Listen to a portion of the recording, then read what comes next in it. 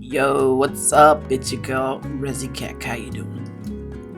So today we've got another time-lapse video. Today I decided when I started this one just to go through some sketching processes. I find that it helps me to kind of understand my drawing first and kind of, really quickly get out some ideas on how I want the piece to go. And here, I'm just doing a profile version of one of my original characters. Her name is Spooki, and she's a cutie. And it's funny because sometimes when I'm drawing, I have, it's kind of confusing to figure out exactly what it is that I want to portray. But in this one, I had a pretty clear vision from the start.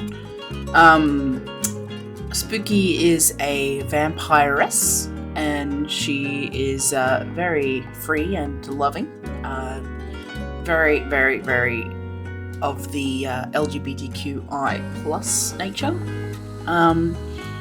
and she's smooching this demon devilish dude because I really enjoy that archetype, and I like kind of poking fun at almost like Puritan culture sometimes. We all got our vices. We're all sinners deep down inside, all that. So here, I was originally going to start doing my line art on a separate layer, but I tend to find that when I'm doing line art on a separate layer, it tends to lose a lot of the flavor that the sketch contains. And that's because our eyes are really good at being able to kind of fill in the gaps when it comes to detail. So when you have a sketch and it's all kind of crazy looking and weird, your eyes are able to kind of pull the lines together to make them more cohesive. So instead, this time I decided to do my sketch and my line art on the same layer, and I like to then kind of erase away and carve away the lines once they're nice. And a lot of the time I will do things on a separate layer and then just merge them once I'm ready, so I can get the without destroying the integrity of the sketch, I can get those details into the image and kind of go from there. And so I really like working in borderline a monochromatic way with Spooki, because she's very graphic, I think, in her nature. She's very based on black and white and really kind of pushing those values. And so here I'm just kind of cleaning up all the sketches. I'm adding some details. I'm coming in, kind of giving some more depth and fluidity to the clothing, going in with little details. And I think it's important when you're drawing, especially if you're drawing, say, something that is illustrative, to not get too caught up in the details. But I mean, it really depends on what you want your art to be. I don't have a focus on realism in my work, so I tend to kind of go for a more cartoony but realism look to the piece. So here I'm coming in with some color. I originally started, because in other images, I depict Spooki with a very light yellow, but that's because my background is light yellow, and this time it's pink, so I had to go more in this very light pink spectrum of the color wheel. And so I'm just going through, again, I'm cleaning up some of the details, some of the lines that I'm not fond of, kind of getting things to look a bit more cohesive, and then just going through and blocking out the colors with a lasso fill tool.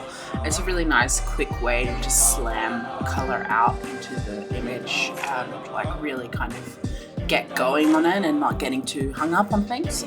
So when I'm working on a pink background or red background, green background, whatever, I tend to choose the colors within the color wheel aligning to that. So I'll move the color slider, for his orange, selected the pink in the background, but I've moved it towards orange, and then within that spectrum I've picked that color, and it manages to keep the colors cohesive without making it too garish. And so it's a good way to kind of get things out and on the page without kind of being too stuck within it. I fill in his horns, his hair, his shirt. As you can see, Spooki is pretty much just 2 colors, and I think it added to 3 with her teeth and her eyes. And here I go in with a very anime cell shaded style of shadows. So I'll pick like a single color and then shade the whole image in that single color. This is just a really lazy, quick way to kind of really get that depth into the image without kind of spending heaps of time rendering. I just at this stage of my life with working full time and like my other projects, my other hobbies, I am trying to find a way that I can streamline my process in order to be as kind of convenient for me as possible. That being said, this still did take about 5 hours, just shy of. I think it was like 4.5 in total. And so here I'm going back into the background and I'm kind of, again, adding some depth with some darker colors because it just adds a layer of being able to kind of, you see things a bit more clearly. I'm going in with my handy symmetry tool again. As I mentioned earlier, some pictures I have like a real clear idea of what I want it to look like in the end. And here I sort of wanted them to be inside a Catholic confessional box. I thought that would be funny and like a little bit of, kind of like sort of irony within the picture itself, a bit of storytelling. These things that are classically like if they're inside a church or something, they burn. But like, I don't know, I find it funny to kind of circumvent those things and give it like a layer of storytelling.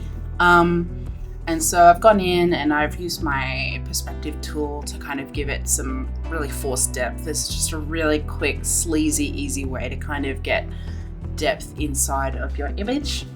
And here I'm also drawing a priest. When I'm drawing and when I'm like illustrating, I often go on what I call like an art side quest, where it's not the main like point of the image, but just those little bits and pieces can help kind of sell the image and make it like funny or like interesting, or like they're not the focal point of the illustration, but they help add an element of storytelling to it.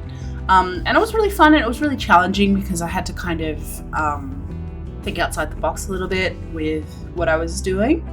Because as you can see, the priest's hands come through, and I just thought that would be like a funny thing to kind of put into the image itself. I just like to do like a really quick dirty background, because I think just sometimes a little background instead of being directly on a void can really help contain the image and give it some life. And here I'm going in with a glow layer with some masks. I end up putting a grain layer over the top with I